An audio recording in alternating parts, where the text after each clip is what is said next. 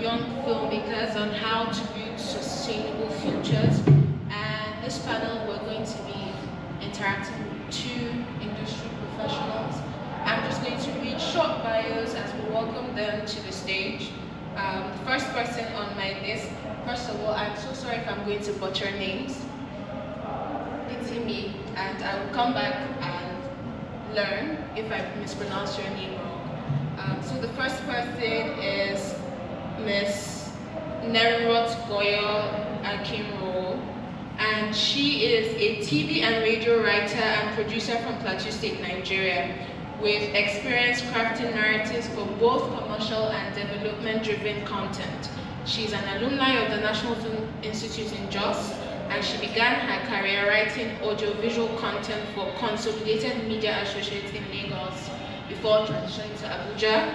And in Abuja, she works on major projects for international organizations such as USAID, the European Union, BBC Media Action, MacArthur Foundation, MTV Staying Alive Foundation, Save the Children International, Iowa 24, and many others. And her work spans socially conscious storytelling and mainstream entertainment. She was a story consultant for Sons of the Caliphate, which was a groundbreaking TV series recognized for its honest, modern portrayal of northern Nigeria. She has also contributed to projects such as Three Tramps and the Law, The New Recruit, Fourth Republic, and the Golden Brush Show. Currently, she is a writer on Treasure of the Mysterious Highlands, a cinema pata-pata film in development. Nenrot recently worked on Shadow Girls, which won Best Documentary at the Venice Shorts Awards, and also received official selections in New York, Philadelphia, London, and the Docksville International Film Festival. She also received the prestigious Generation Africa grants, which made her project actually the only Nigerian selection. So that's a very big deal. Through the American Film Showcase, she underwent specialized training programs supported by the U.S. State Department during the Zuma International Film Festival in Nigeria. Most recently, she has created and completed production on the Jos Chronicles, a 13-episode TV series that explores unique narratives from our home region.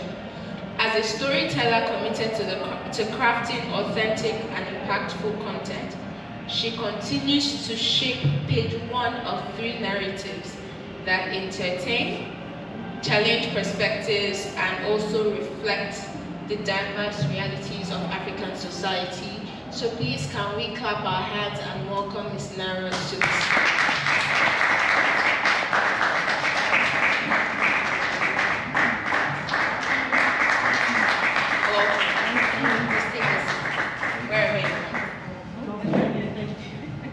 All right, okay, so the second person is Ms. Omolola Laminkara. Sorry, I know I didn't pronounce that right. She is a Nigerian writer, producer, and creative force behind several acclaimed film and television projects.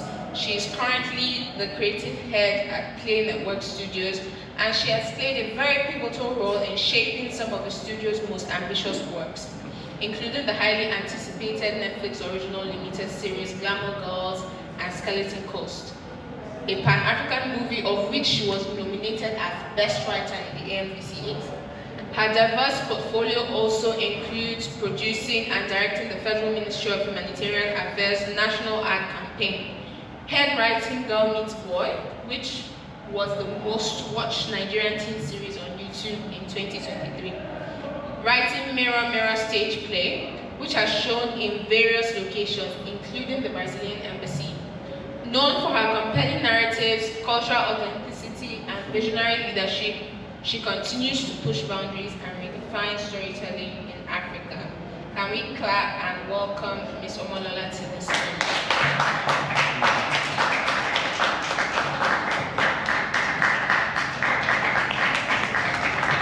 Thank you very much. And of course, we're going to welcome our convener, Mr. Sele, got to the stage as well. Could you come in, please? because he's our convener, I'm not going to read a bio for him. Why want to hear it? He's going to tell us by himself, because I'm sure he is in the best position to let us know about himself. So I will just hand it over to, oh, you have a mic, so it's inconvenient.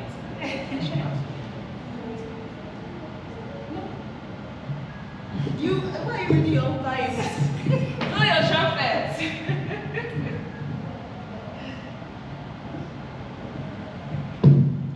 Alright, good afternoon everyone.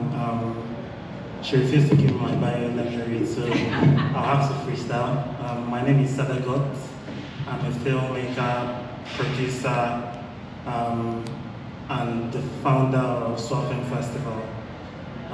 Over the years, I've worked on a lot of short films in producing and directing capacities.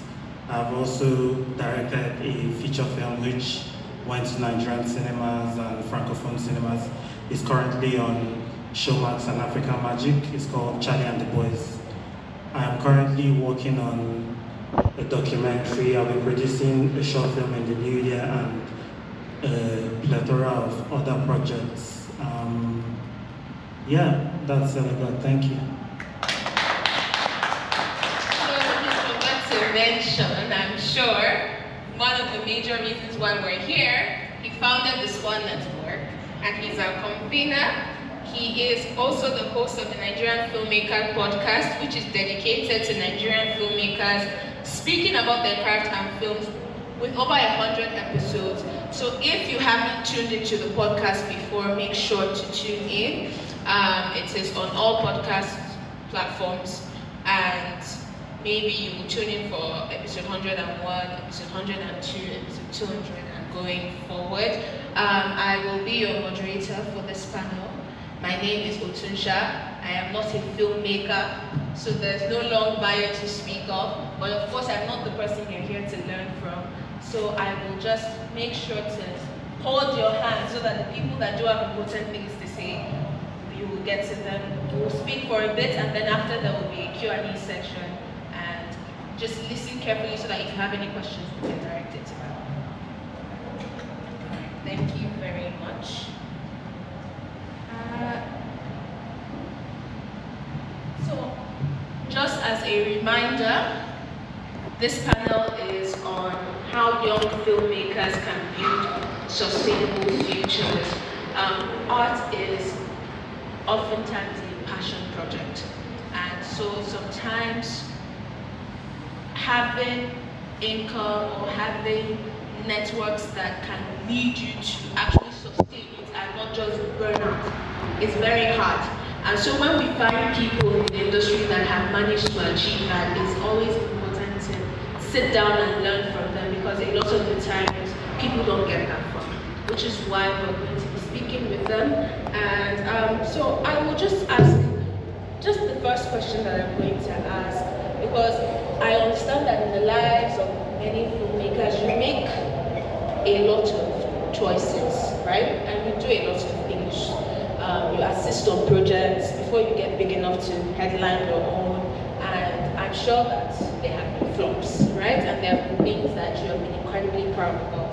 So I think the first question that I want to ask is, starting out, right? What was the first project that made you feel like, oh, I'm a real filmmaker now? And how did you make it happen with limited resources? Because definitely when you start out, your resources are limited. So who wants to go first? I think just generally speaking, we can just go this way and then come back. Hello everyone, good evening. I'm happy to be here.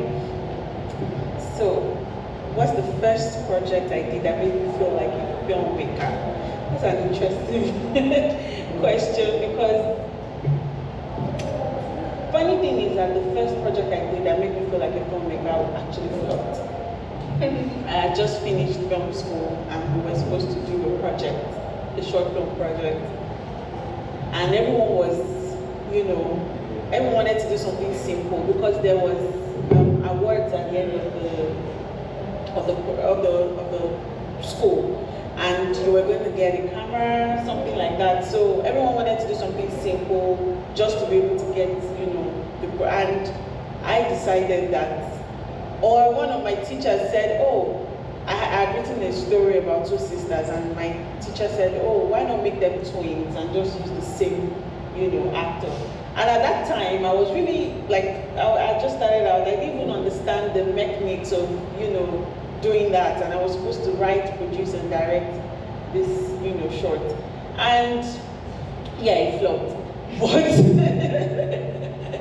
But by the time I was done and I saw the short, there was something about it that made me feel like, okay, you know what, I'm going to do this again. And by the way, I did the short film again, and it still flopped. But it wasn't meant to be. But that was my. So just to follow up on that, because I feel like a lot of the times we can be our biggest critics here. So when you say it flopped, what do you mean by that? Like, did people? I personally, as a person, I usually I hold myself to the highest standard. So at the time, I think I had expected that I was going to produce something that I was going to take to the Oscars, right? In school. Come on. That didn't happen. It was a flop, for me. But people could see the potential. I remember my teachers were saying to me, "Oh, this is good. This is really good." In fact, that's why they encouraged me to, redo it. So I would say, yeah, to my standard, it was a flop. And in hindsight, it was a flop. But I think that it was good enough for me to realize that I could do this. Yeah, this was something you wanted. This was something I wanted. So thank God. Thank you for that. Yeah. All right, so for me, before I started making films, I started making videos, and the videos were quite straightforward, no storyline to go with it. So yeah, I thought I was doing well. I was making videos for a while. I think after like 3 years, I started gravitating towards films, and I decided to make my first film in final year of school, and basically gathered a few friends, and a day before the shoot, we were still writing the script, and we kind of did it and finished successfully. But watching it wasn't compelling, as a creative. Everybody has taste, so that's why the most uncreative person can critique stuff. So even as a young creative, you know that this is not what you set out to create. And I think temporarily I uploaded the video on YouTube, and eventually I had to wipe it out of existence. So yeah, that was the first one. So if we look for it now, never. we'll see it. Are you sure? I think my first 3 projects, they are gone from the face of the earth. Okay, so the question was, what was the first project that made you feel like a filmmaker?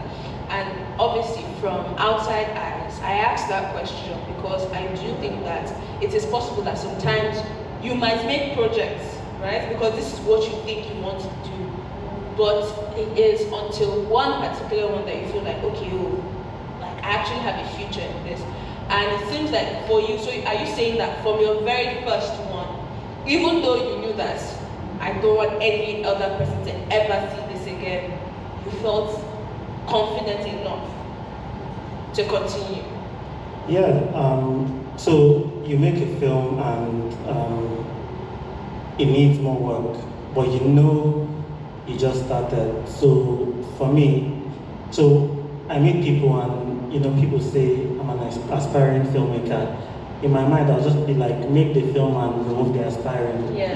That's what makes you a filmmaker. You've made something. Even a 50-year-old director is still learning stuff, and he might critique his perfect project. So it's about understanding the journey you're on, kind of showing up to practice and improve your craft. And yeah, but from the first one, I was a filmmaker. Thank you. Not aspiring. Hi everyone, good afternoon. You don't know how happy I am that I'm the last to speak. Give me time to think. Was it a hard question to answer? Not exactly, but then hearing their answers kind of got me thinking, because I have a completely different experience. So the first film that made me feel like a filmmaker was the first film I ever made. So I was in film school, and I'm saying hello to Imam. We went to film school together, and I'm seeing him in years for the first time. So yeah, so I was in film school, and I made a film titled Aisha. It was about BVF. And while in film school, I made 3 short films, but that is still my favorite. My first film just gave me this assurance and this joy that I just was like, you know what, man, this is it. So it wasn't a flop? It wasn't. So it wasn't to me, and then again, I think it's even about how you perceive and receive your own art. Your own content. So I made this film and I loved it. I loved that I went all out to make it. And yeah, you asked a question about funding, being able to How did you make it happen? Yeah. Yeah, so I was just 100 level. So yes, proudly and shamelessly, I used my father's money to make the film. So yeah. So yeah, I that was the film that made me feel very comfortable in filmmaking. So I'm glad to hear it. At least it's important to know from the beginning who you are and make effort. And obviously, these bios are very stacked. So it means that all of you were right. All of you were right, and it was good for you to continue. But moving further into the topic of budget, because whether we like it or not, money is very important. And it's not even just money, just generally resources. Some people are blessed with network, and for some people you have to pay for that network, right? But just generally speaking, in terms of resources, right? For young filmmakers in Abuja, particularly because Tswa Film Festival is based in Abuja, that don't have big budgets, or are not nepo babies that that can, obviously, regardless of how much money your father or your sister or your brother has, if it's something that you're passionate about, you will build them and they will bring something out for you. But for a lot of people, it's much easier, right? There are people that get the type of funding that big corporations can give them, they can get it from their parents. But for the people that are not that blessed, right? Just generally, what do you think are the types of projects that they should focus on creating first, so that they at least even get to the point where they decide that they can go on and continue and not give up? So not just necessarily even just general advice, which I'm sure will come later, but if you're starting off slow, what would you advise are the best types of projects that you can do with a tight budget or tight resources? Okay, so for me, first of all, I'd always say creativity is not poverty. So there's a lot of perception about creatives, and then the question is always about, okay, how do you intend to make money and all that. For young filmmakers, I would say the type of stories you should tell are the type of stories you want to tell. Do not limit yourself and say, oh, okay, because I don't have the budget. No budget is too much or too small. That's the thing. As long as you want to tell that story, please go ahead and tell the story. So about funding, what I always say to filmmakers generally is networking. Networking is very, very important, because if I do not have funds to make a film, at least I have the network. I have friends who would say, oh, okay, I have a camera. I have someone who would say, oh, I have sound equipment. I have someone who would say, oh, don't worry, I'll take care of this, I'll take care of that. So networking is key, is very important. It's not, to be honest, I used to feel like that as well, like networking is begging. I'm like, why should I just go and be trying to network with someone, and then someone is feeling like, this one wants something and all that. It's eye service and all that, but no, there's value in it. So networking is very important. So yeah, so for young filmmakers, please tell the stories you want to tell. And networking is key, because again, these people will always come through for you. It's important for you also to come through for people, so that nobody's saying, it's a give and take, yeah, nobody's saying, the last time I told you, you were forming busy for me, or yours is your case. Yeah. Exactly, Yeah. So that's my advice. Thank you very much. Alright, so I'm just picking up from where she mentioned networking. So you can do it multiple ways. You can network vertically or horizontally. Vertically, you're going to meet somebody that is kind of out of your league, and sometimes it doesn't work out, sometimes it works out, but find your peers, you know. It's always easier to do that. I'll also say that if something is not compelling to you, as a director or producer, you are trying to give a take on something.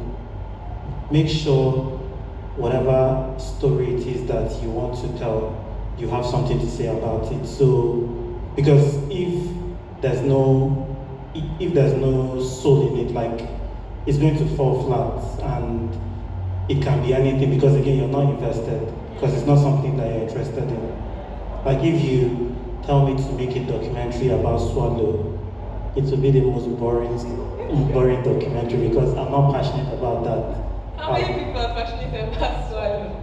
There are a lot of people. There's Amala, Ami, and I all know the someone rest. that's passionate about Amala. I don't even know why I asked that. Yeah, so have something to say. Yes. And you know, there are subject matters all around, whether it is narrative or documentary.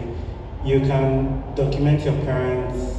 It could be a short story on how they fell in love, but just start where you are. You know, use your phone. By doing, you kind of refine your skills. But yeah, that's where you should start from. Honestly, the moment you asked that question, the first thing that came to my mind was what she said. And for me, it was collaboration, right? Look, you're not going to survive in this industry if you don't collaborate. That's just the truth. For me, the building years for me were made better because I collaborated with people and somehow been able to pull each other up.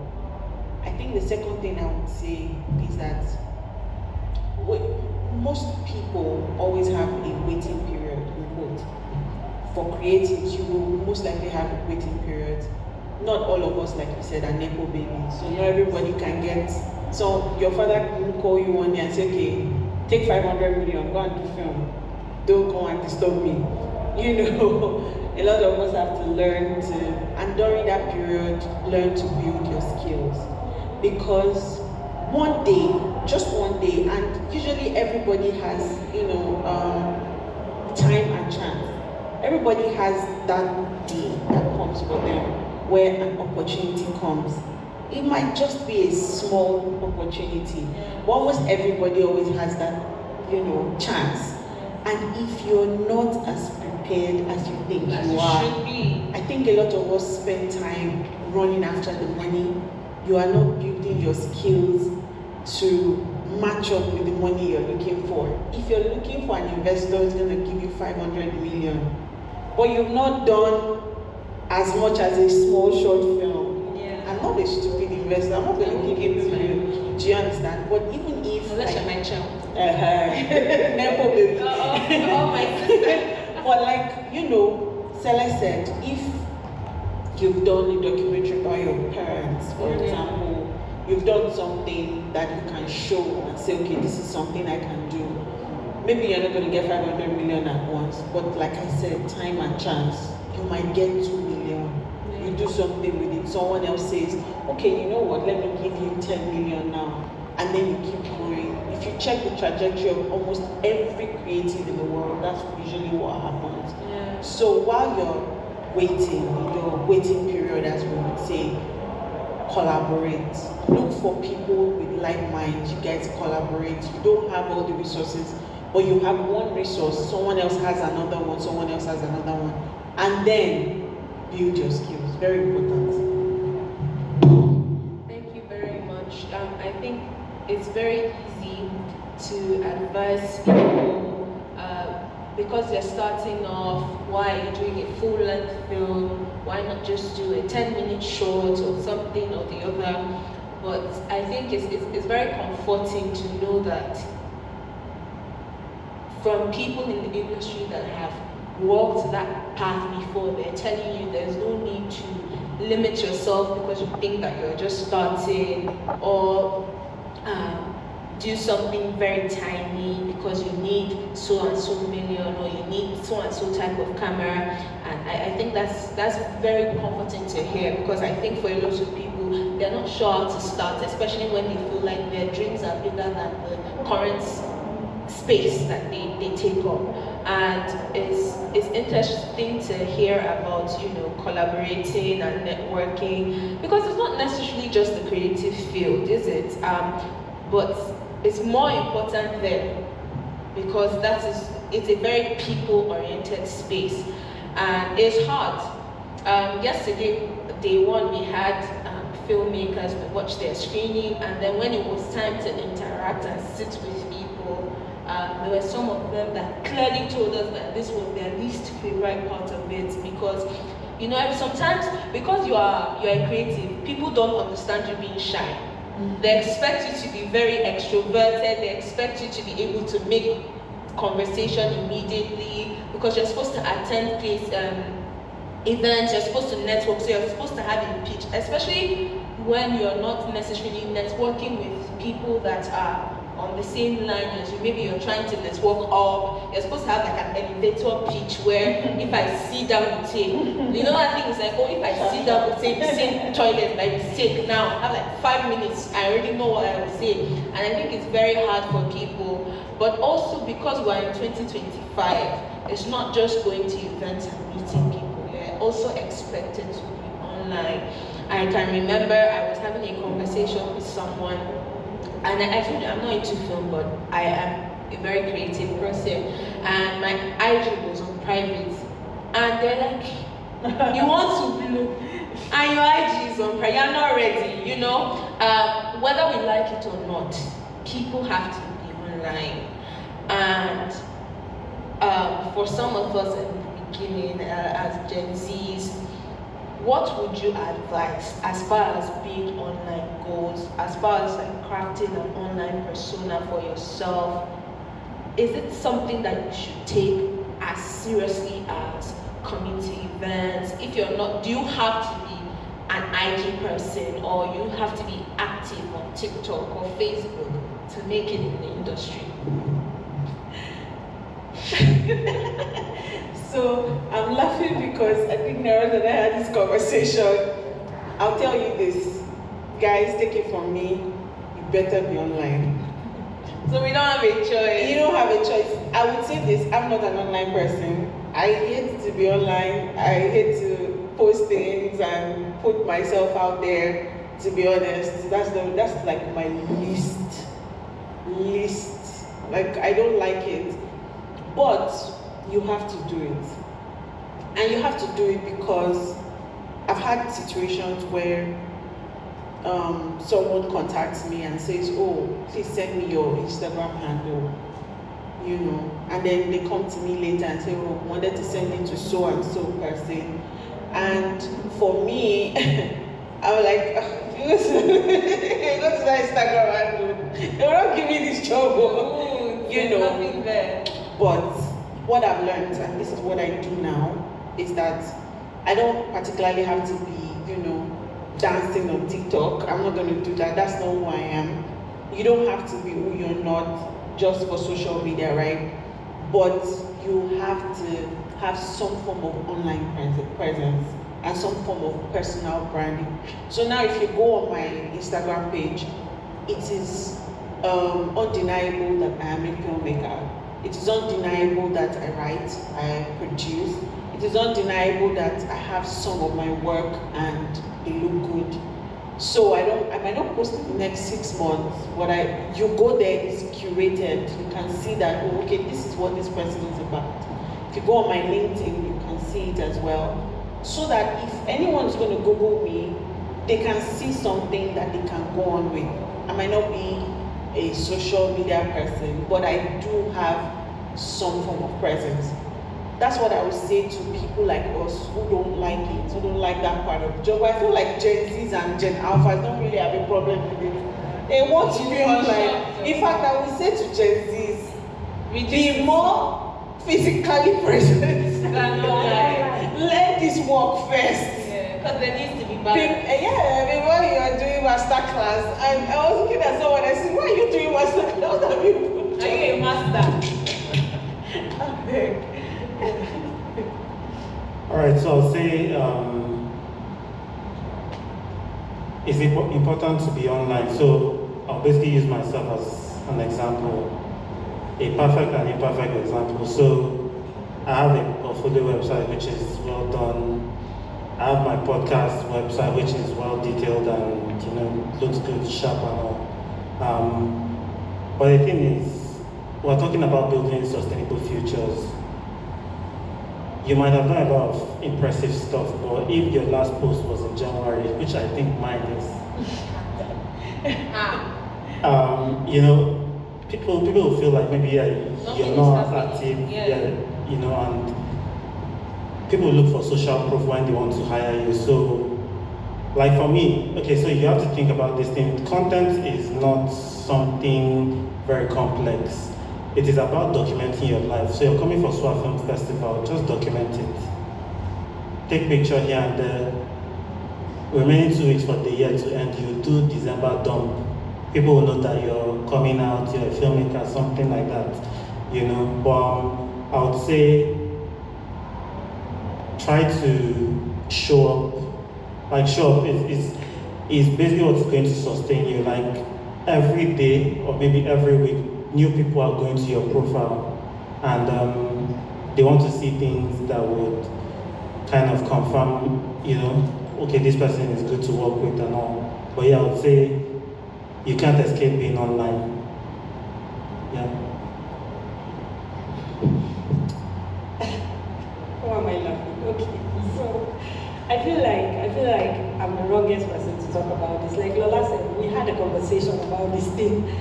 And my online presence is completely very different from what I do. So I'm a filmmaker, I'm a full-time filmmaker. That's all I know how to do. So, but then again, I love to make jokes or post funny stuff or whatever it is, just repost and all that. So I feel like I do more of that than my own work, which is really bad. Because looking back, whether we like it or not, we need to learn to move with time. There were times back in the day where you physically print your CV and walk around with. There are times where you have to move around with CDs or videotapes of what you've done or something. Those times are gone. So whether we like it or not, we need to move with time. Now with social media, people are posting their work and all that. So yes, why do you think there are people, again, we had this conversation with Lola as well, where we're looking back and I don't want to say we're complaining, I'm complaining about it's fine. the fact, yes, I'm complaining. This is a safe space. Yeah, about the fact that you see people are making it so much out there, their names are everywhere and all that, and you look at them and you know that they do not know how to do half of what you know how to do. They're not half as good as you are. But why are they getting all the jobs? Because they are constantly posting themselves on social media as, say for instance, maybe a producer or a writer or a director. The little they do, they blow it all out there, you get, and all that. So you are here complaining, or I am here complaining, and I'm like, why is this person getting all the jobs and this person does not know how to do jack? The question is, what am I doing? So yeah, it's very important. Again, this is note to self. Yes, it's very important that we put ourselves out there. So yeah. So I think that's very interesting because it seems like all of us know the right things to do, but it's easier to say than to do. Because Sele, you're telling us that you have not posted since January. That's not good enough. So I think you take pictures and be doing service, I'm giving you an assignment because I follow you. I will exchange ID handles with everybody else. And if I don't see a post, I'll put your DM. I'll say, this is not what we discussed. But I think, yes, unfortunately, you have to update your IG. Unfortunately, you have to take yourself off private. And don't be on private. Yeah. Yes, you have to be on private. Yes, you have to read your DMs. Because sometimes too, it's not necessarily that this person is getting more gigs than you, it's that they are reading their DMs. Was it last year? T-Pain, he came out and he was saying he had been using Instagram for years. That one is more of a skill issue. It wasn't a deliberate thing. But he did not know that there was a DM feature on Instagram. And it was just recently, I don't know whether it was his niece or nephew or somebody that he just stumbled on it. And for years, like ever since he downloaded Instagram, he had never opened his DMs because he did not know that DMs were a thing. And when he was recording all the messages that he missed, we could see a lot of big names, and you don't know what multi-million-dollar feature or contract or business you have missed because you did not open your DM. Sometimes they are comparing between you and another director, and it's not a thing of talent or this better. It's just simply a thing of who replies them first, you know. And sometimes I feel like there needs to be a balance because it's one thing to be active online. But it's also one thing to what type of content are you putting out there? Because a lot of the times now you might be posting memes, or you might be liking stories, or you might be posting a lot, but you're not necessarily posting a lot about what you do. And so that means that it's still not going to cut it, because if someone is looking through if your Instagram is supposed to be your portfolio, then your portfolio is very much lacking. And that's quite sad because as producers, yes, as producers, where you're trying to hire, even as producers, we do it right. We're trying to hire an actor, a writer, a director, whatever, and you go to their Instagram. Interestingly, it also happens that when you want to hire an actor for a role, right, and then you see 3 people that look like it. And then you DM the 3 of them, and honestly, the person that gets the job is the first person that responds. Yeah. And who knows? Maybe the last person to have replied might have been the best person for the project. Absolutely. You never know. Yeah. You will just never know. And it's also very funny, isn't it? Because there are people that don't know anything, right? You don't post the negatives, you post the positives. So it's easy to inflate yourself. Like you said, people are posting master classes and they don't know what they're doing. Yeah. But if I am not a filmmaker and I am suggesting people, even if I'm a filmmaker, unless I've worked with you before, or I know somebody that's worked with you before that can tell me, this person is really not that good, I will hire you because you look the most flashy or the most shiny. And you just have to private that Instagram. You just have to post today. Sele, you have to post today or tomorrow before the year runs out. Do a dump if you have not posted at all. All right, let me get a lot of accountability partners about 10. So I'm also starting my YouTube, so I'm going to drop my first YouTube video before the end of the year. Okay. Let's start with you. I've tried. But I'm not trying, sorry, I take that back. Until we see it. So the next question that I have, because in terms of building sustainability or just lasting in the industry, apart from the fact that you have to pull in the resources that you have, a lot of reasons why you network is to hear things that are going on in the industry. There are a lot of grants, a lot of scholarships, a lot of film labs, and they are open to the public, but only in ways where you have to be in the right room. So if there are any grants or labs or networks that have helped your career, to the ones, I don't know if to one of the conversations we had today was legally speaking, like non-disclosure agreements and all that. If you have signed NDA, I don't want to be the one that will make you to void that. but the ones that you can disclose, what grants or any such thing, any such type of funding has helped you or helped your career, and what ways can other people, for the people among us that don't know how can we access them? Okay, so I'm just going to speak generally, right? You don't want to avoid your I'm just it's going to speak generally, and I would say that I think the best way, usually, honestly, just go on Instagram. And the way the algorithm works now, when you start searching for one, you start getting a lot of them. So just look at this.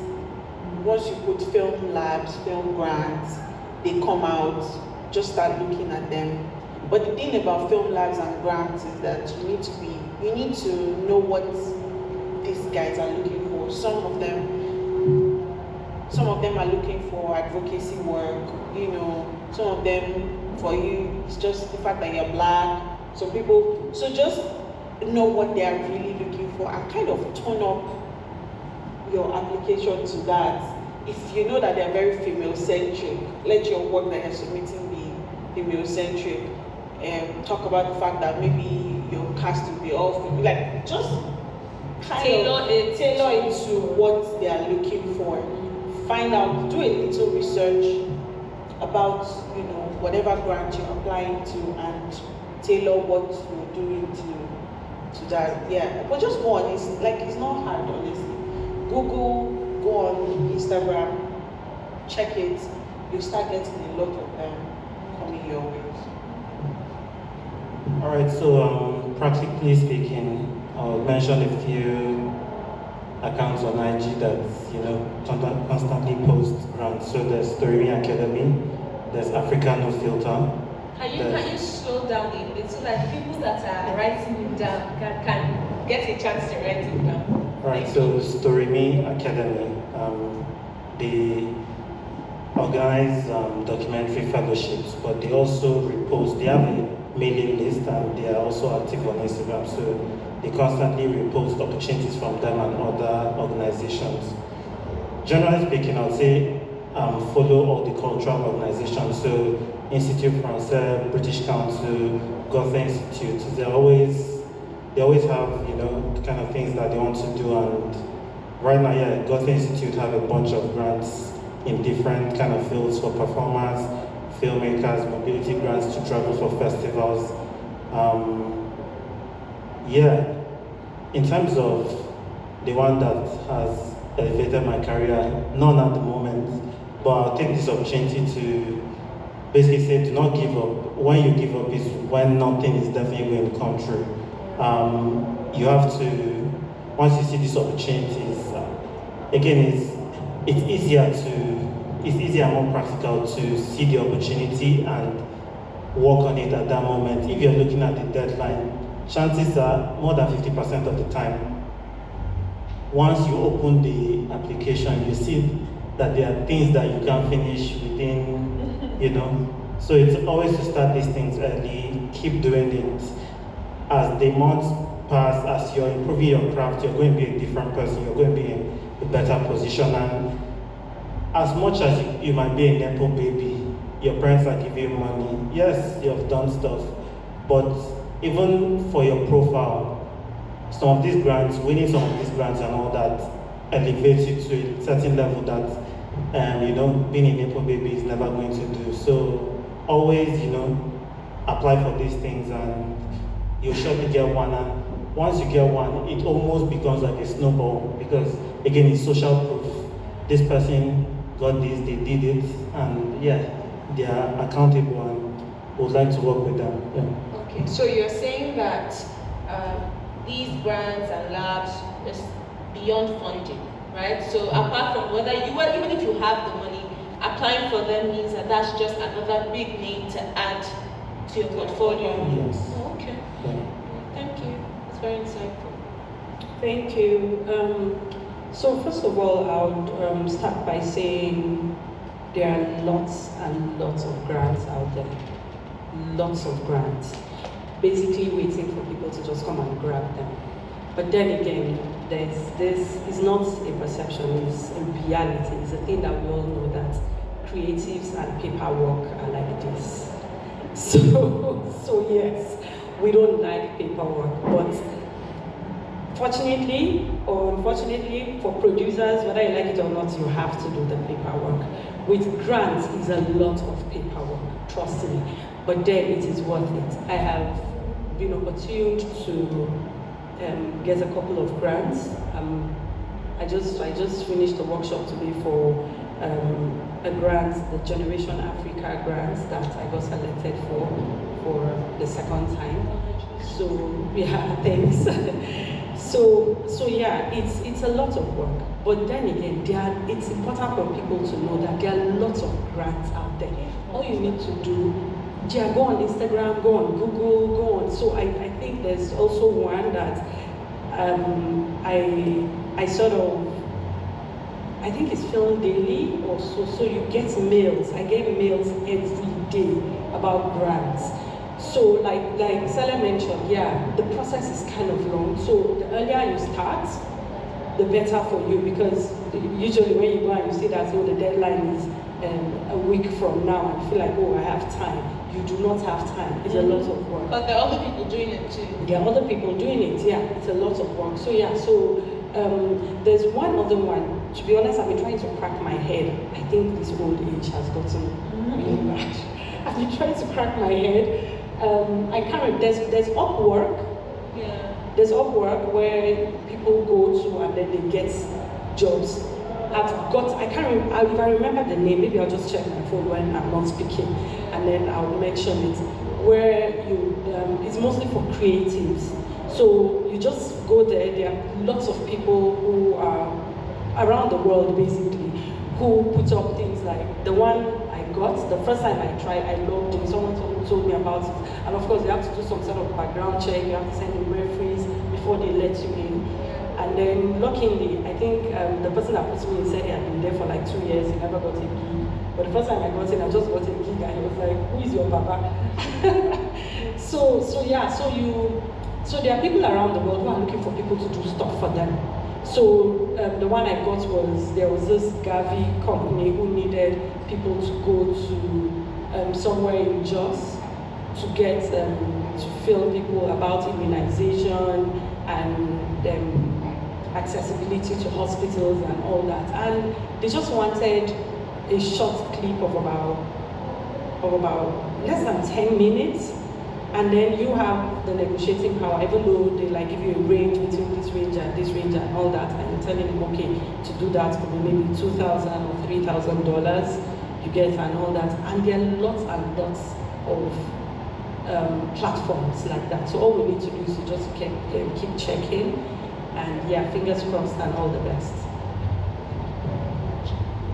Thank you so much. I think that was very insightful and important, because a lot of the times, if you don't know something, you don't think that it's out there. And it's funny that you're saying that there are a lot, because sometimes it feels like there's not a lot, or there's a limited pool to choose from. But clearly, a lot of them are out there, so we just have to get over our laziness of submitting films or submitting paperwork or documents, because the reward is much greater than the struggle. So thank you very much. So for a lot of people, they're doing filmmaking, they're usually doing it alongside with their jobs to keep themselves afloat. Or for people that are brave enough, it's a full-time thing. So just generally, you have to have, especially if you're independent, but even if you're not, you have to have money to keep stuff going. So would you say that there are any, concrete strategies that have helped you to start earning as consistently as possible? Once you don't have a 9-to-5 that is paying you in salary, it's hard as a creative to have consistent income. But would you say that there are any strategies or just stuff that you have done that keeps your income coming as consistently as possible? Okay, so I think for me, I would say your identity. First of all, know yourself and know what you know yourself, know your worth, and know what you're able to do and stick to it. Because I know that there are lots of times where we are, especially as filmmakers or as creatives, we're mostly freelancers. Yeah, so there are windows where there are no jobs and all that, but then again, I'm going to speak for myself personally. It took me like years, of course, to get here, but over the years, I can confidently say I have not had like lots of periods where I wasn't engaged, and that is also because, first of all, I know that I understand my craft, and I know I am good at what I do. I'm very confident in what I do, and when you work with people, that's one thing I keep telling creatives. You're not doing a 9 to 5. You're not getting salary. You're not doing a 9 to 5 that you know that even if I don't go to work today, my salary will still come. If I don't meet up my delivery, my salary will still come. It's very different from being a creative. You have to do the work to earn the pay. So I will always advise creatives to be consistent. Be consistent in what you do. Be consistent,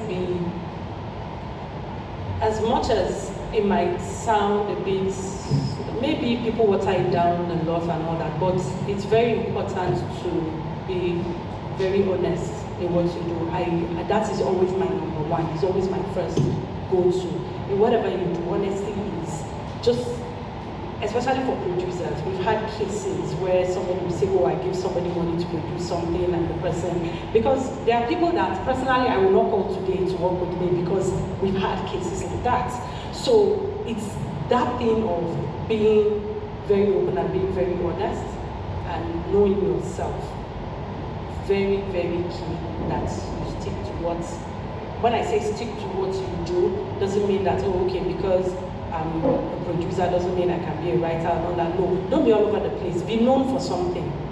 Be known for what you do. Be known as a writer. Be known as a producer. Be good at, even if you're going to be a producer, a writer, a director, at least be very good at one. That people will always say, oh, you know what, this person is good at what they do. So let's have them. So yeah. Right, so see, the most important thing to, get jobs, recurring jobs, it's not even about the work. It's about you as a person. Are you reliable? Are you difficult to work with? You have bad character. Because as much as you probably make this film an Oscar-winning film, once they know, that you're bringing toxicity and all that stuff, people will run away, and slowly but surely, it's going to be a ghost town. So that's the most important thing, your identity as a person, how you work with people, whether you're agreeable and all that. The second thing is, again, knowing what you do. You must, have a standard, be reliable, and keep improving on that, most times, for example, organizations, they know a creative and they have a range of things to do. So they start working with this creative, and then they want to do something else. They might ask you for a suggestion, and it might be random that you know how to do that thing. So it's that kind of, would I say, approach that would keep jobs coming To you. Yeah. Honestly, they said it, first things first, people's experience with you, if I'm on a project, I work with you, it was fun, it was, maybe, Because energy. yeah, film projects are like incubators of, because there's no way you're not going to fight people on the set, that happens, but basically who you are as a person, are you the bringer of bad energy, or are you the one who, whatever that means. So basically, who are you as a person, like Sele said, because then people's experience of you is what lingers. They remember. If they want to do another work, they call you. And then when they need referral, you know, oh, there's this person you can call. Oh, and trust me, as a producer, I ask around before I even work with anybody, an actor, anybody, say, oh, please, what's this person like? Oh, I beg you, because we've worked with people and exactly. Yeah. So, and then of course you have to know what you're doing, because even if you're the best person ever, if you're not good at it, at the same time you're slowing down my set, or you're doing, you know, because you're not so great at it. I like you, but for the purpose of my project, I might not bring you back the second time. So it's important to always improve, because when you bring value to people, they will bring you back. That's the truth. So if you have bad character, fix it. If not, you will be broke. Yeah. But I have a question that I will be very interested in your answers to it. What are your thoughts on the dreaded phase that nobody wants to hear?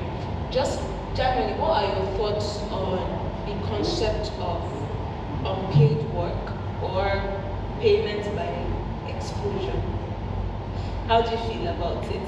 Especially, obviously, there's a stage that you get to in your career that is not even going to be a thing anymore, because you don't need the exposure by any means.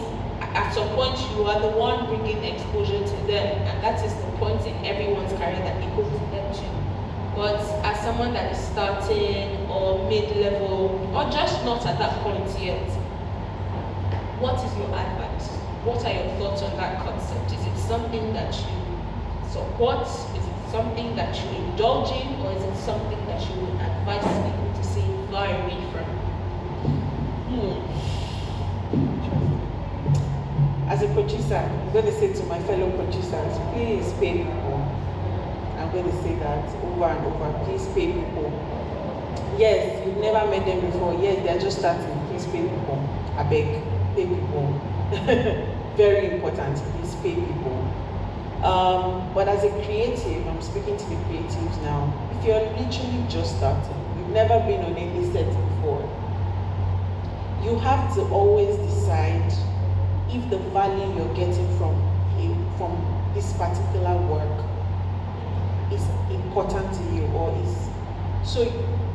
You're just starting. They might not pay you or pay you as well as you would have loved, right? But what value are you getting from there?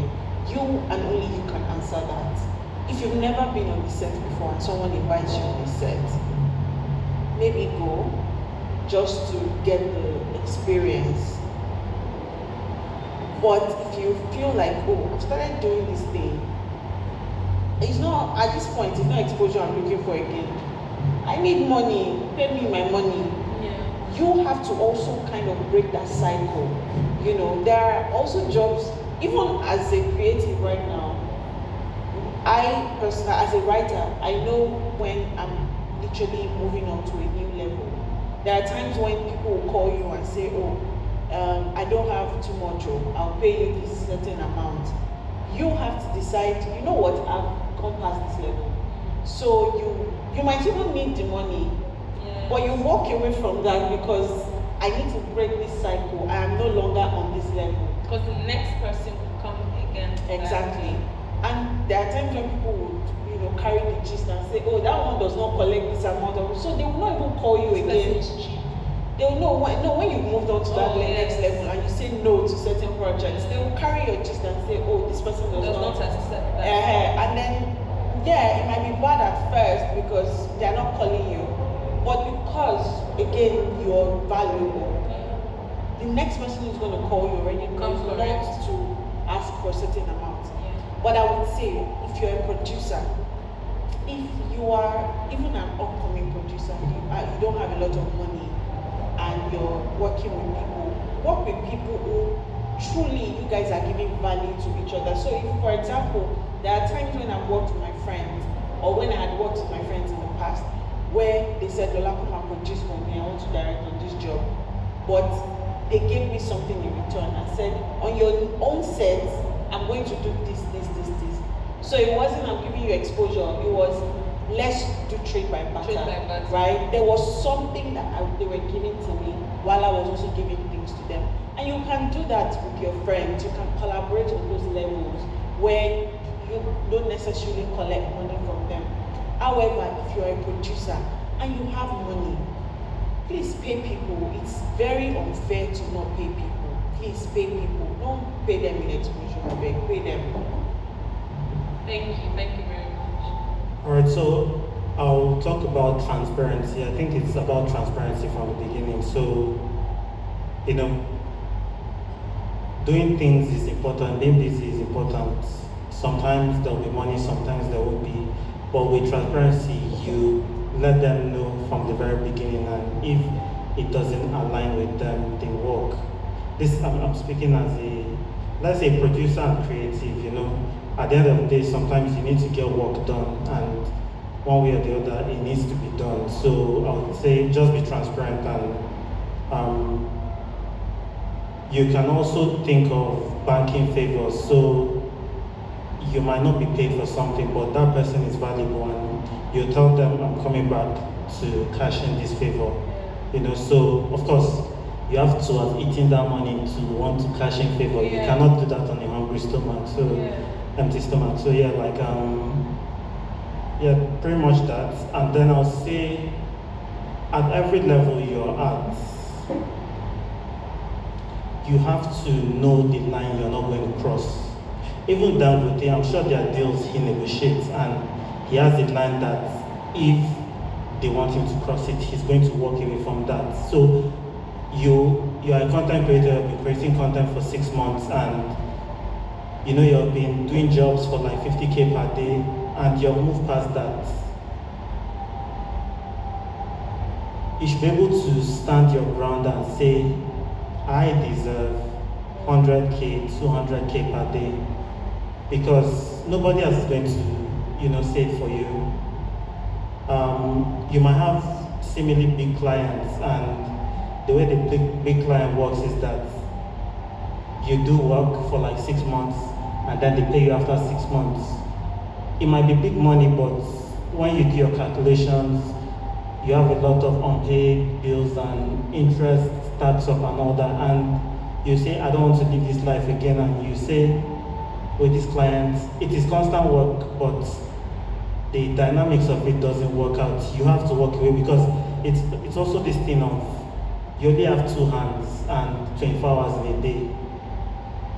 If you're doing these small jobs and you still want to get big jobs, there's so much time in a day that you won't be able to do everything. So as a way of kind of opening the door for new opportunities, you have to close the door to some others. So you have to say no sometimes to get some yeses.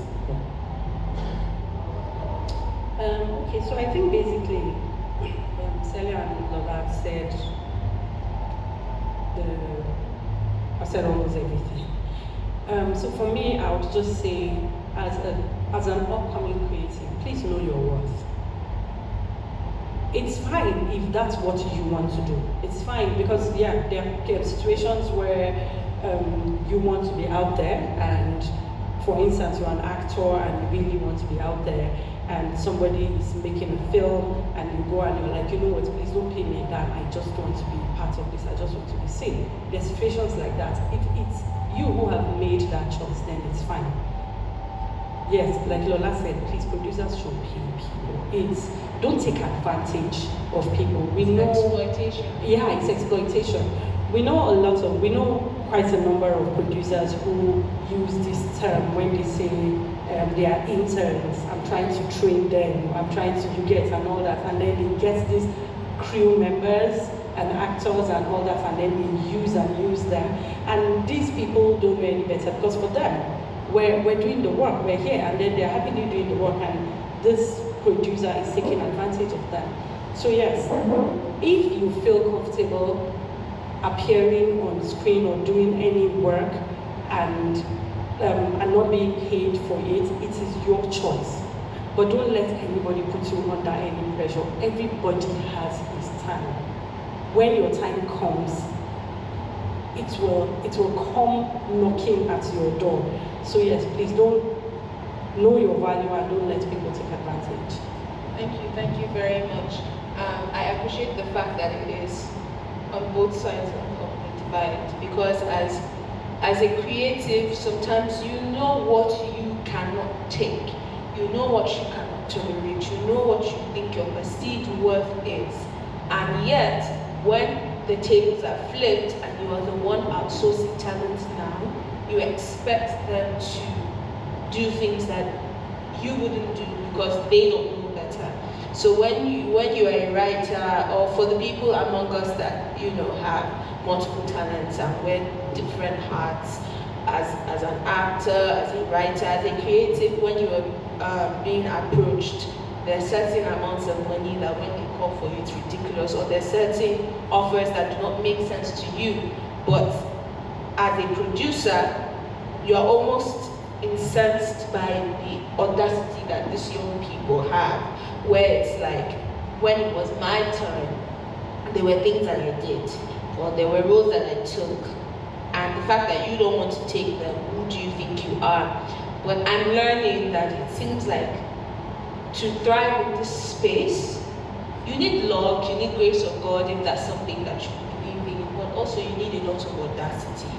And you need to be able to bank on yourself, because you have to bank on yourself before other people can bank on you. So thank you very much for advising us, not just as fellow colleagues in the business, but also as people that often even have the higher ground and the opportunity to exploit people. Thank you for not exploiting people. We need more of people like this in the industry, because we know, unfortunately, that there are vultures out there, and try your best to, avoid those.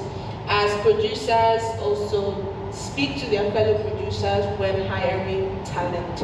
You as talent should speak to your fellow colleagues in the game when being approached by producers, so that you know whether it's an evil spirit that's approaching you, whether it's someone that has fear of God or not, so that if there's negative press about that person, most of the time there's reasons why.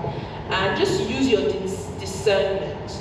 Nobody knows your value more than you, and there are times that your value might be negotiable, and there are times that you might be strict on it. So just know in your heart what you want to tolerate, and Godspeed. But we're coming to the end of the panel. Obviously, before I open it up to other people to ask questions, I can't hog the mic. Other people have to have the opportunity too.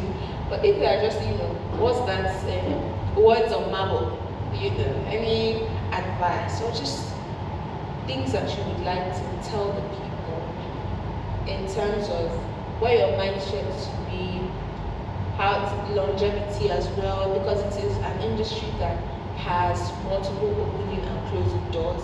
A lot of people start off in the industry thinking that this will be there forever, and they don't last 2 months. And the people that have such a generational run where they're everywhere, or there are people that at the beginning they seem like that is it, because they're everywhere, and then 5 years down the line you realize that I've not seen this person on the credit list in the past 2 years, what's going on? So just generally, if there's anything that you have to say, especially towards maintaining longevity and just general mindsets and just things that you should do.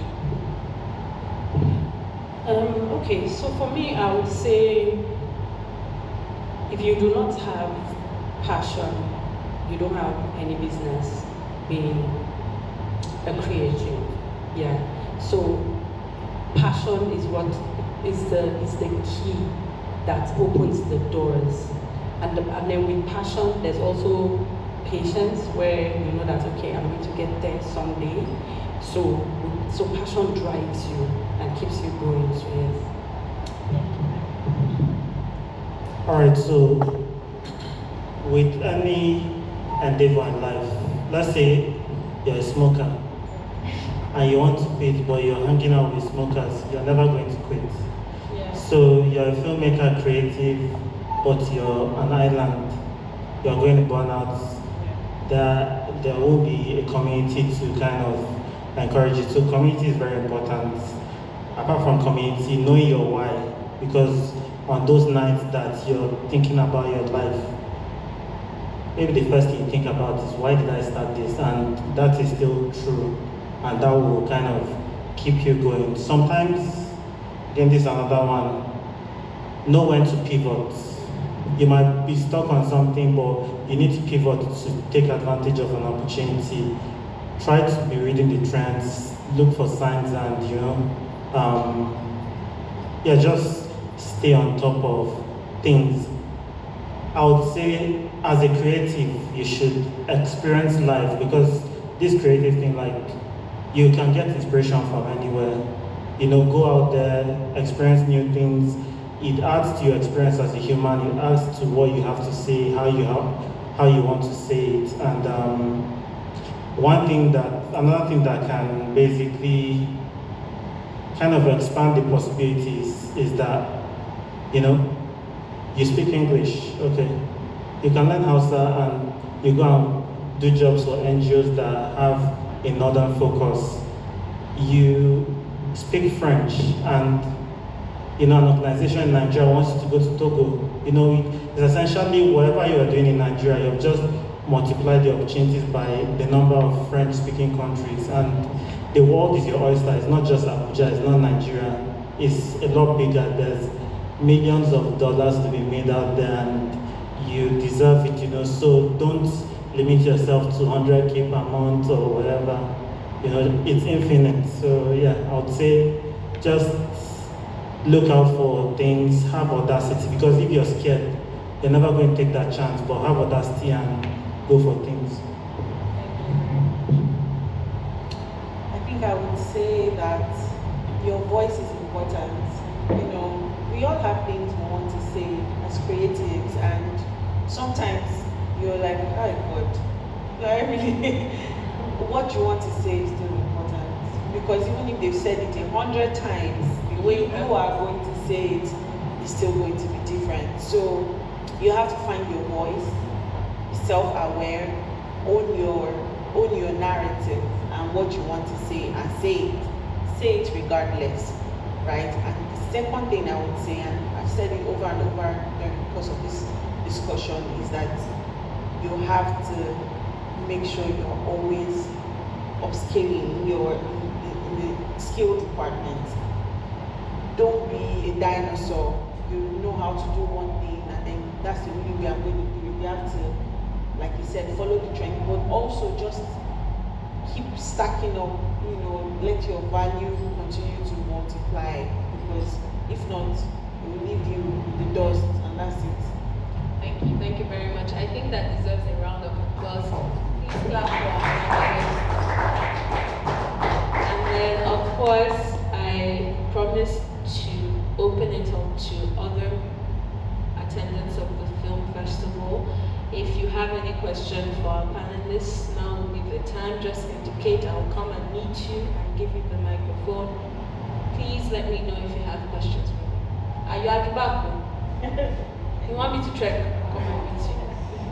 Please come forward, though. I cannot trek.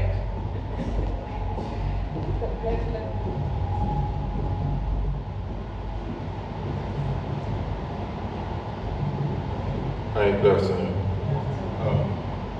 My name is Joseph.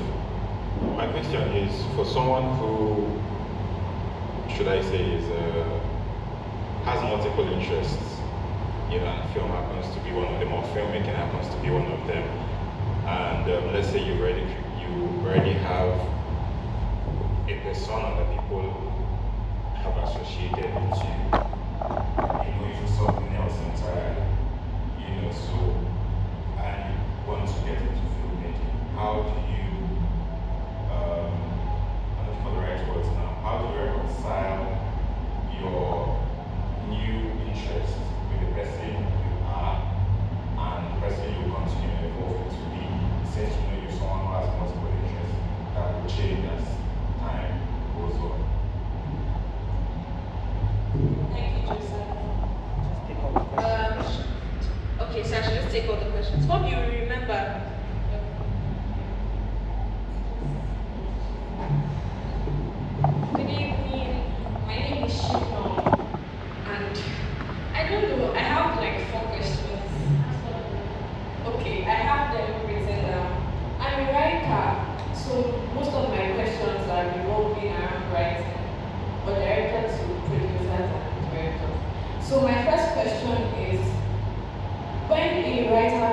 a script to you, what are the red flags you see that you just know I'm not going to do this one?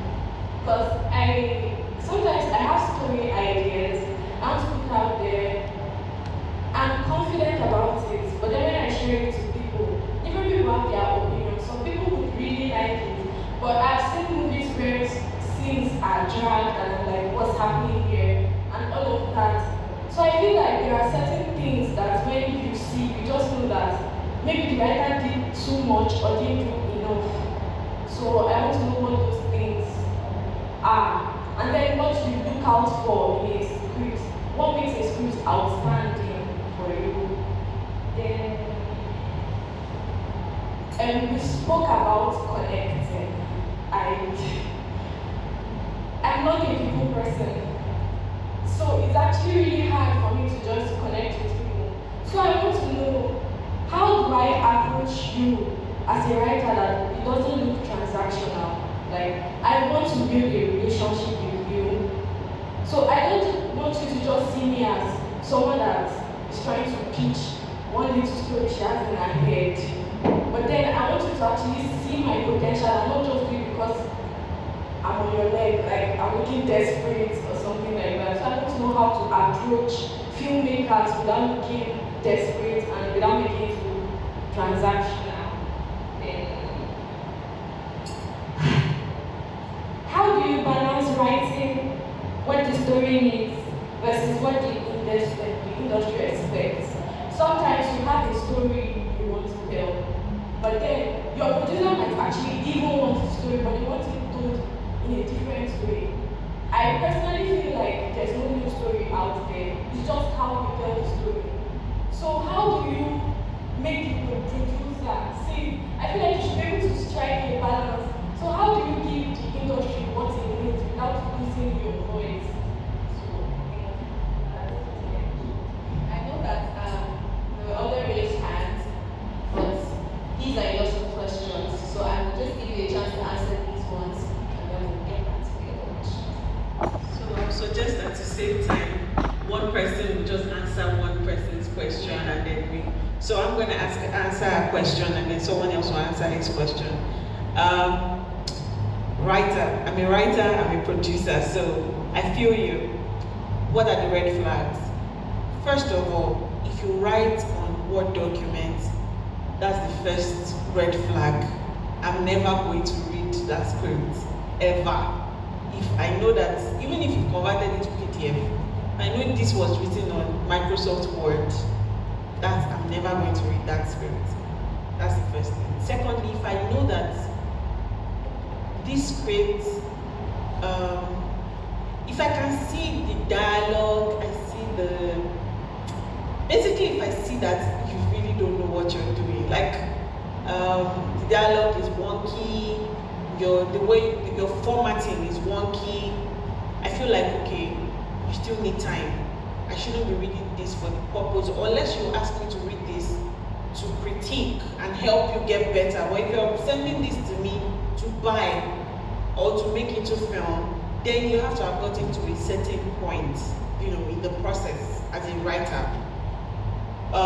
So dialogue formatting, even internationally, I've heard situations where even the way you write your fading, if you write your fading, in a certain way, producers will toss it in the bin. I'm not joking, in Hollywood.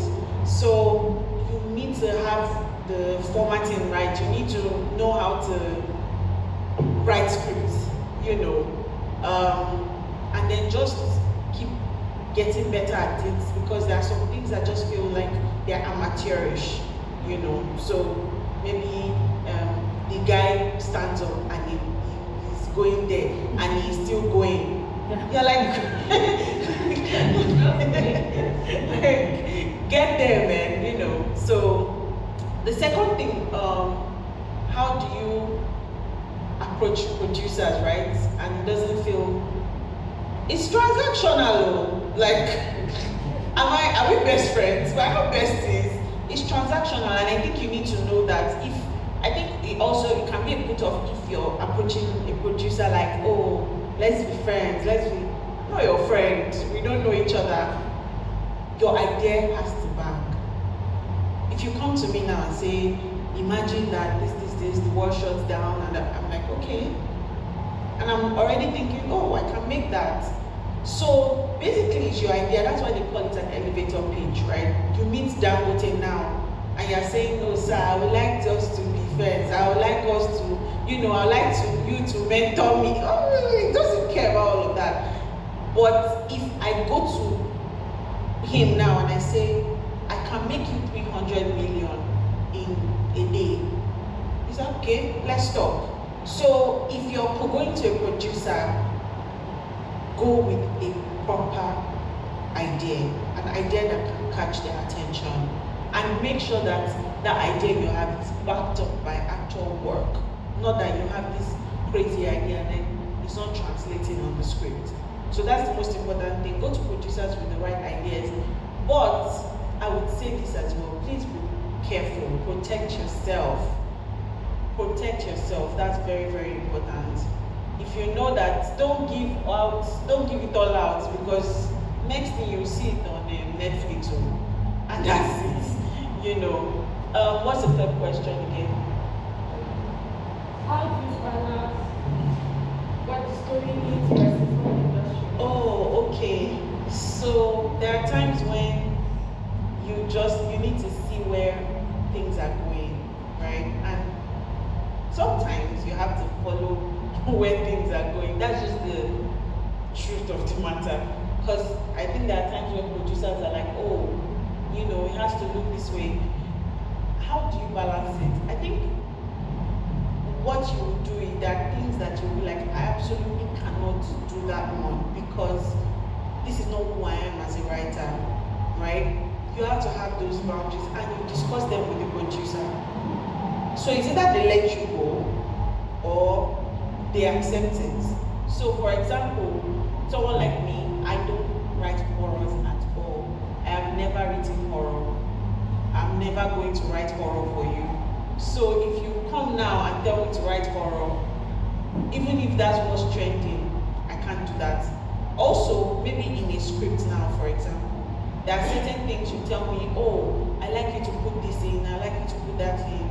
One, if I'm seeing that this thing is not advancing the script, there are times when you can kind of let it go, because you know what, this is the producer.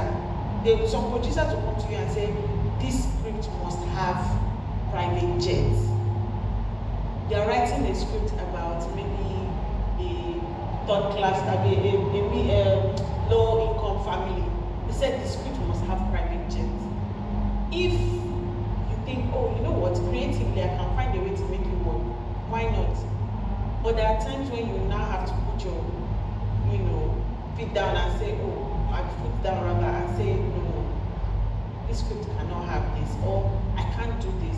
It doesn't go with the story, or it doesn't even go with what I want to write as a writer or my own voice. There are some, you have to determine what those boundaries are, right? And you can't go beyond those boundaries. There are times when you make those compromises.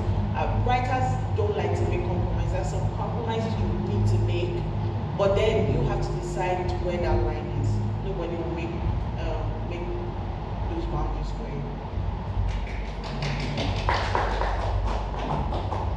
Alright, so I'll answer Joseph's question. If I remember well, it's about being multi-talented and branching out into the other sides of you and, owning it. Okay, so, it's kind of what I'm going through at the moment. So, I'm a filmmaker, but I'm branching out into music and other things. So, we tend to think about people a lot and what they think about us, but most of the time, yeah, they have opinions, but they are not thinking about us every waking hour of the day, Right now, with a lot of the things I want to do, I heard a lot. I could be putting all these things out there, but I'm not. And it's because I overthink, my followers expect something from me. So what I've decided to do for my YouTube channel and the music. I'm deciding to go to TikTok. I don't really have any followers on TikTok. I can be anybody. There's no expectation to meet them. Eventually, I'll come and update IG people, but it's also about like detach, you know. But it's about you. It's about what you want to do. To eventually catch up to who you are. In the olden days, a lot of these inventors were polymaths. So Leonardo was a painter, he was an engineer, and he did a lot of other things perfectly. You know, I would say when you have all these things you want to do, at some point you have to lean into one of them very well. So for me, I always knew I was going to get into music, but I learned into filmmaking. I have a film out, you know, on Showmax. I've done cinema. I've gotten to a certain point. Right now, it's all about kind of remixing stories and taking it to new levels. But you could say I am a proper filmmaker, and nobody can take that away from me. You know, so at some point, you have to lean into one of them before you know, okay, I've done a lot here, I have free time, let me now do this other one. Yeah. I just want to add to the question that she asked. Yeah. So if you're I can't remember the other question, but let me just answer the one I remember. You talked about approaching producers and not making it look like it's transactional. Yeah, like Lola said, it's transactional. So first of all, you have to be very confident in your story. I understand that, yeah, there are times that you feel very confident and passionate about your story, and then when you're telling other people and then somebody's looking at it like, okay, no. But you know that this story I'm telling you about is like my world. If this person you're telling does not believe in it, there are people, trust me, there's someone out there. So don't get discouraged by just one or two or three people that are saying, okay, no, this is not really it. And again, when it comes to writing, yeah, the technicalities, please don't write. People do that thing when you're reading a script and you're wondering why the person is directing the script for you. And the person is telling you then there's a close-up shot of Chioma that came in late. And you're wondering, is that your work? Why are you telling me about a close-up shot? Who's closing up here? So yeah, so it's important that whenever you're writing, there are lots of courses out there, free of charge courses. So it's important for people to know that you can plug into these things and learn. So yes, please be confident and don't give up. Round of applause for them, please. I'll just add something. So, you know, as a writer, you're writing stuff and you want to know what is professional, what is good. You know, they always release Oscar-nominated scripts. In Nollywood, we don't like to release our scripts like that, but for Oscar-nominated films, you can find the scripts. These are people operating at the highest level, and just read it, mimic it, make it your own, but just see what flies and what doesn't fly. Yeah. Okay, I think you wanted to ask a question. I also have a question. Good evening, everyone. My name is Kalatu Yeoji. I'm a costume designer. So my question is, I just want to say this, that at the core of who I am and my brand as a costume designer is relationship. I love to build relationships. And everyone that works with me, my assistants, everybody, they know that I always encourage them, let us build relationship with this company, with this producer, and every other thing will fall in place in due time. So my question here is that, how do you, I wrote it down, sorry, let me read it. How do we as creatives hold producers accountable without affecting existing relationships? For most times, when you're about to go on a project, you get a contract from the producer that you're going to sign, which has their own terms and conditions and what to expect during production and after production.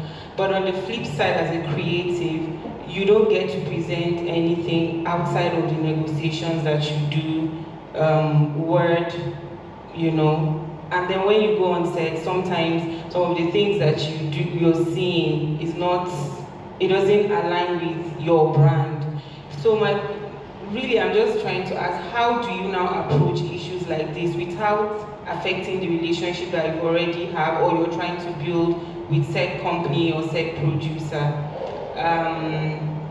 Then let me also point out that some months ago I thought about having my own terms of engagement, where if a producer presents me with their contract, I will present it to them. So I want to ask you as producers, if you were to hire me and you give me a contract and I tell you, oh, these are my terms of engagement, how are you going to perceive it? Thank you. Thank you very much. Yeah. Okay, I was just going to say something when you were asking, and then you mentioned it.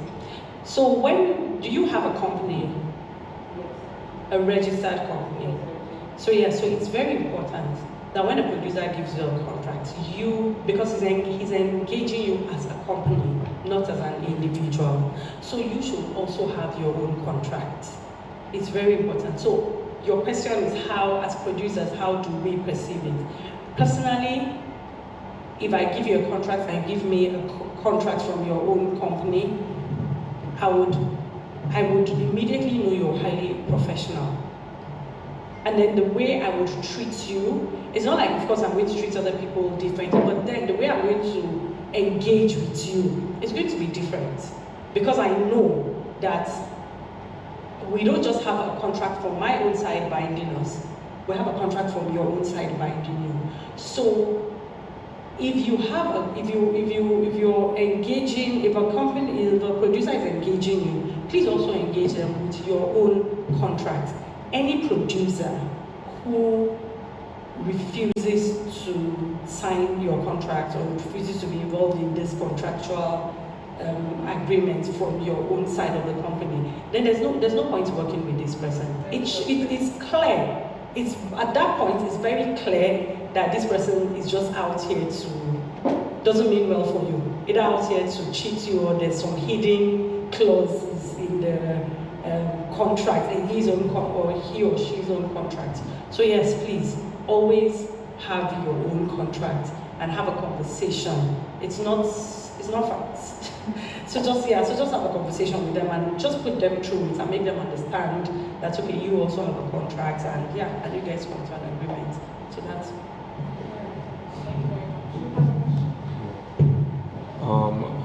Hello guys, my name is Alexander Bieber and I'm a filmmaker as well. My question is basically to the three of you, basically from your collective experience.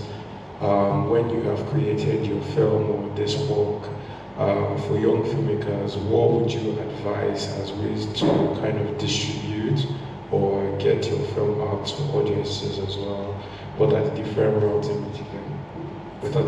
you can take to get your films to the right audiences, to the right spaces, and also what can you do to,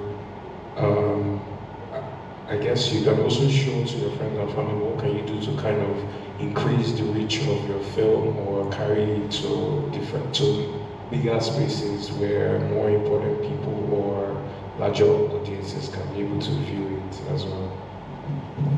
Alright, so I'll start by saying, you make a film. The lowest hanging fruit is basically you gathering friends. It could be in your sitting room, gather friends, show them the film. You could go bigger and get an open space like this and show more people. Submit to festivals, it travels around the world. You as an artist, you have formed your voice over the years.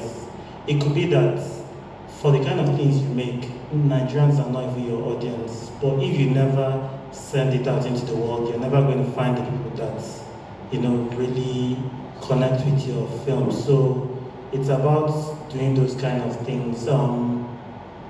Some companies help with distributing short films. the general idea is that short films, there's hardly distribution, but very exceptional ones can be distributed. There's also some YouTube channels, they are monetized and they talk about profit sharing. So for a film that has done well at festivals, everybody wants to watch it, but after festivals, who is going to watch it? So they approach you and they'll say, okay, we're going to do this profit share. So that's one way. Again, it's about looking at the terms. They might tell you that they don't have money to give you. I mean, if it's YouTube, there's money on ground. So it's about looking at those terms and choosing what you want to do, but sometimes it's also about reach.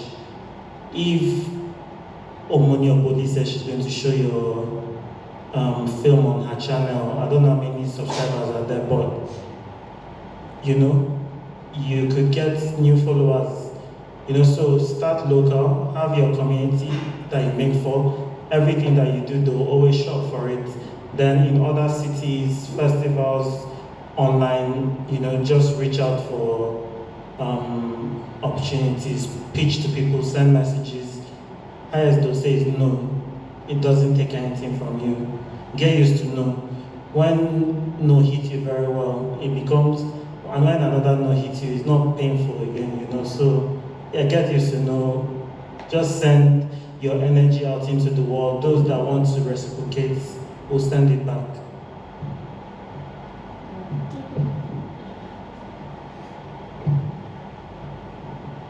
Should I go ahead? Okay, good afternoon, everyone. My name is Adeze.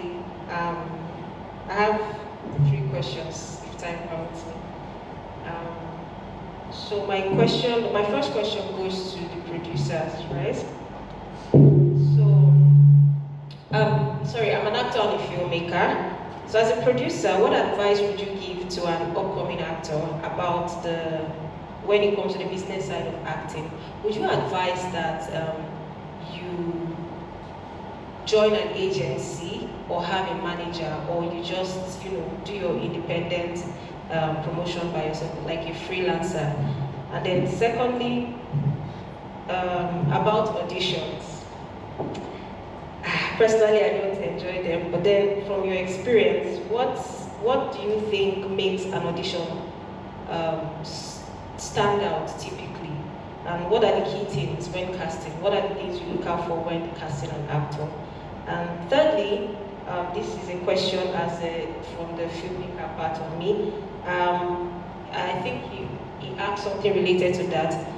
As an independent filmmaker, how do you monetize your film? Is it just, is it that the early stages of making films is just to build portfolio? There's no way to like get returns of the, you know, money you invested in your short films. Thank you. That's all. The person has another question. Okay. So I'll take all the questions. Okay, sorry for keeping you guys waiting. But my question was necessitated by what she was saying.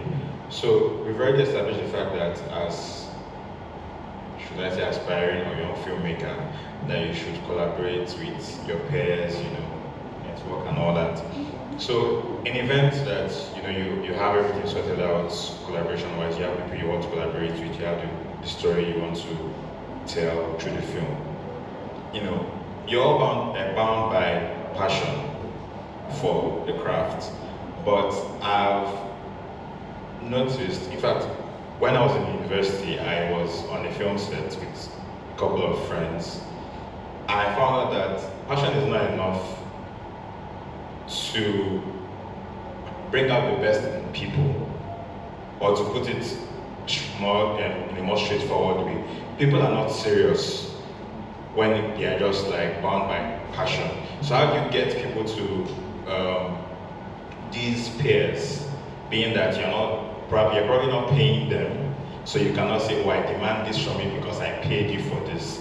You know, how do you get them to be take the project more seriously, like probably show up to set early and stuff like that? That's what's the matter. Okay, yes. So let me answer Adeze's question. So, I think your first question was about Yeah, about the guild, if you're supposed to join a guild, or how do you go about it, agency, or a manager or something. Yeah, so off the records, and do not quote me. I'm not very big on all these agencies and all that, because again, we have the Actors Guild of Nigeria, we have some guilds and agencies and all that. But then again, the question is, what have they done so far?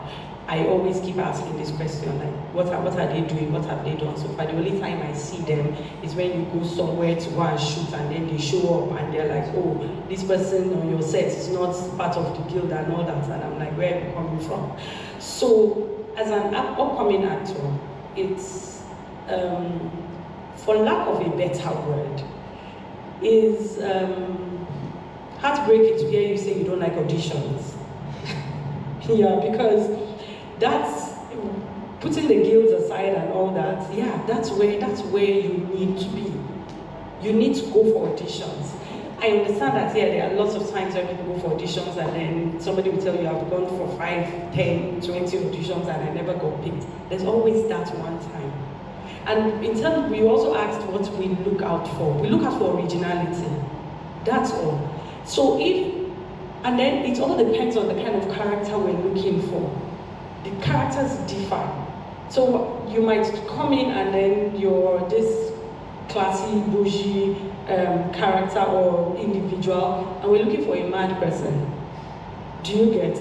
So again, because so they give you what's the word? Either they give you a script or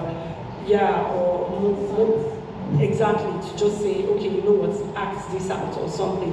We're looking for originality, not people who exaggerate and all that. Just be original in whatever you're doing. Your last question, I can't remember what it is. How do you monetize out of your short film? So interestingly, these conversations are conversations that I know we used to have way back then. Now there are lots of streaming platforms. To be honest, I was having a conversation with someone who is like a veteran, and he was saying, you all don't know how lucky you are with what you have now. Because back then they didn't have all this, YouTubes and the rest. They didn't have them. So now you have lots of streaming platforms. So just key into that. And again, be consistent. Consistency is key. So, yeah. Thank you very much. Okay, yeah. Hi. Some other people are wanting. I think I would say to Adeze before I go on to his, I would say that honestly, I always say that I don't know how actors do it. Auditions feel like exams, and I can imagine how tense and how, I don't know how you guys do it. Unfortunately, just like exams, some people don't do well with exams, right? And they are actually very brilliant people. Unfortunately, that's the metrics through which you're tested. There's no other way. So you will have to perfect the art of auditions, which is kind of different from actual acting. The art of audition is a bit different, so you would have to perfect it. It's just what it is. I would also say about the agency, I think you also meant agencies like management companies, right? As an upcoming actor, I mean, do what works for you. But as an upcoming actor, I would say be careful about management companies. I've heard stories where management companies, kind of blocked some upcoming actors from getting certain gigs because it wasn't good enough. But as an upcoming actor, you are just looking for work, right? So I think be careful. I mean, do what works for you. You have to think about what works for you. So do what works for you. If you think maybe being in a management would give you more structure and stuff like that, why not? If a management company is approaching you as an upcoming actor, maybe they see something in you. Research the management company. Be very, very, very, very careful. Very, very, very careful. Research them meticulously and then do what works for you. And then for him, passion, how do you get people? Basically, you're saying, how do you get people ginger. Number one, when you are building your community, you have to look for serious people. You have to look for people who also have the same interests as you have, but not just that, also have the same work ethic that you have. Because some people say, oh, they're all mouth, no show, right? So people are trying to collaborate, but this person is like, yeah, maybe, I mean, they will not show up, right? So you have to also research people that can be you're building the community with. I would also say that another thing is that if you're bringing people into your project, you're not paying them, you need to make sure that they are getting value, because people are motivated by value. If you're not giving them money, you have to motivate them with some other type of value. If not, they don't have any stakes, in your project. So you have to give people stakes, something to fight for, something to work towards. Do you understand? So in your case, it might be you come and be my cinematographer. When you're doing your own film, I will come and produce for you. If now I know that, as me, I'm doing my own short film in 2 months. If I'm coming late, I'm doing this. When you are doing my own too, I'll act anyhow now. Do you get? So you have to give people, so you can't just say, I'm gathering people of my peers and we are collaborating by me using them and not giving them money. No, you have to motivate them with something. And this is funny, but it's true. Also, make sure you feed your crew members very well. If you're not giving people good food, they will not be motivated, my brother. It's not funny, you're food is important. So yeah. Alright, so let me just add to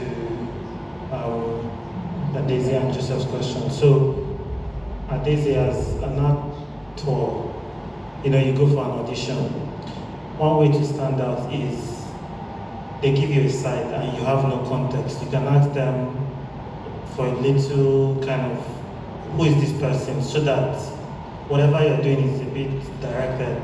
I was doing an audition and I was looking for a classic contemporary guy, and then this guy auditioning in front of me went off with a thief accent that I've never heard before, and he definitely showed me something I didn't want. So if he asked me what I was looking for, I would have told him and he would have avoided that whole thing. In terms of agents and all that, management, some of these people block, your path because it's percentage. You're going to collect 100K, their cut is 20, so they're always trying to push it beyond what some of these productions can afford. If you're going to get one, you might be a quiet person, but you need somebody loud to, blow your trumpet and all that. You need to understand the box you want to operate within. Okay, we can't do any project that doesn't offers less than 20,000. Just know what you're working with. Let the person be straightforward and honest. For Joseph, sign, you see a casting call, you can message the filmmakers, I'm happy to be on your set and help with 1 or 2. When you're on set, you meet other filmmakers.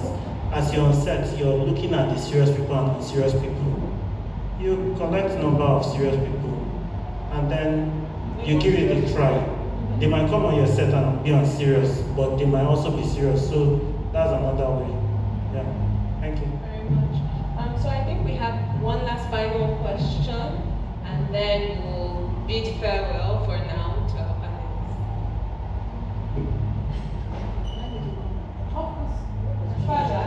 I was just going to say that she should not ask us questions. She's a veteran. This is a veteran here, so. What is veteran? What's a veteran?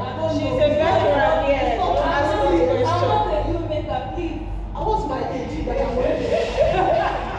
Please, I'm a young girl. Okay, so I wanted to answer your question about agencies. Ola is nice. Don't do it. Don't do it as an upcoming actor. I will tell you from 2 perspectives. From the producer's perspective, you are a Joseph. because you have not made it, right? I can be honest because I'm not the parent. I'm telling you as someone who has been on that side. One, as I said, you seem like a Johnson because you have not made it. Why are you having an agent, right? For you to have an agent, what an agent does, understand what an agent does in the same working industry. An agent gets jobs for you. Most likely, producers will contact you directly. Then you tell them to go to the agent. Yeah? Are you understanding how this works? You have got the job. They liked you. Now they will go to your Johnson agent, who will now give them a rider. You know what a rider is? So a rider is a request, right? That an agent or manager has for their talent. That's the talent that they are managing, right? Robert Downey Jr., the guy that did Iron Man, he must come with his chef, he must come with his personal assistant, he must come with this one. You, how many films you don't do? Who know you? Who you be as or who exists you? How do you forms? Why would you have? Do you understand now? So put yourself in the shoe of the producer. See this girl where I won't help. She wants to frustrate me, right? And I'm being extensive about this, and I know people who haven't got a job. I personally, I know the person, and I tried to get through to him. I had to go to the manager. Manager messed things up. I said goodbye. Do you understand? So think about it that way. That's all I'll tell you. My advice is a firm no for now. And if you're going to get one, you better get an agent that will get you job. If they are contacting you directly, they've not done their agency work. It's simple. Think about it. You think about people that are doing an estate. Their numbers are there to contact them directly for you to get it. That's their work. An agent and a manager. If you want to do manager, good luck to you. But the person has to get you job. Do you understand? Okay, so now I can ask my question. Are you good? Then I ask my question. I want to ask, so this is for everyone, but I wanted to, like the answer that you will give is for the benefit of. So how can you, I've seen a problem with creating longevity in this business, right? A lot of people who are successful, you don't know where they started from. Like Omolola that is blowing now. If you have been watching Nigerian film, you know that she has been hustling for a while, right? So how do you create longevity as a filmmaker? Is it by having your hands in different soups? Is it by doing different things? Is it by staying on one lane? What would be your advice as seasoned filmmakers in the business?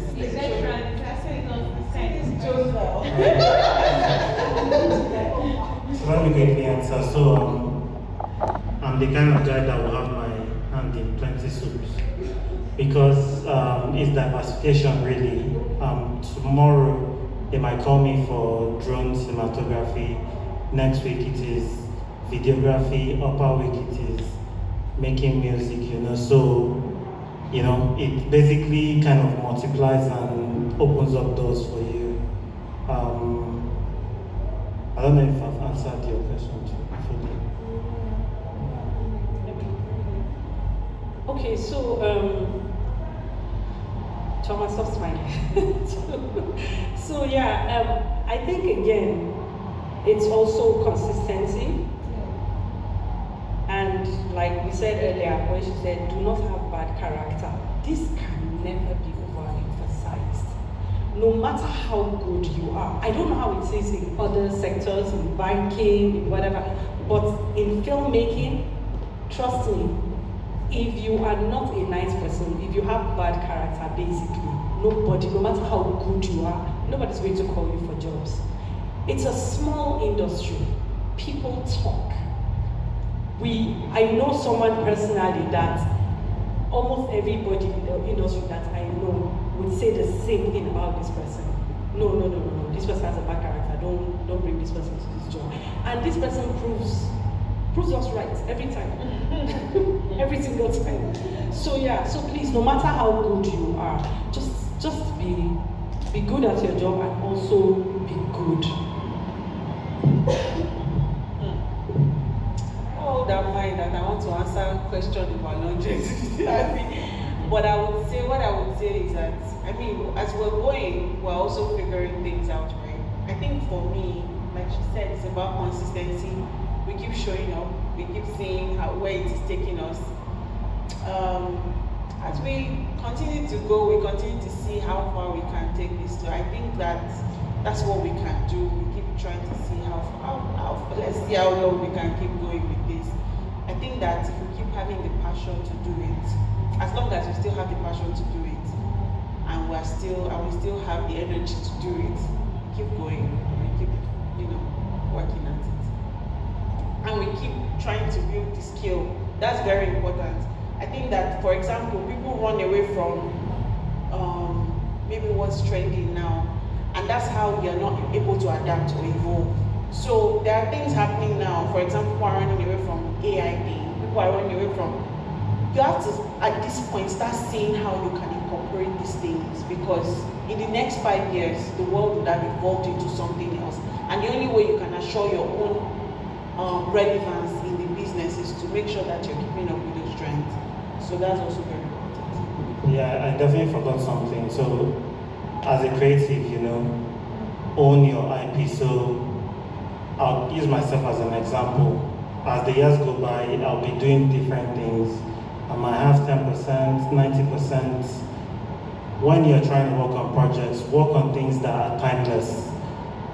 There might be a film that is about a passing trend, and by February next year, nobody's going to watch anything. It's dead forever. If you make a timeless piece of content, you could be getting residuals for the next 50 years. Again, it's not just about film. We're talking about footage. We're talking about music, residuals.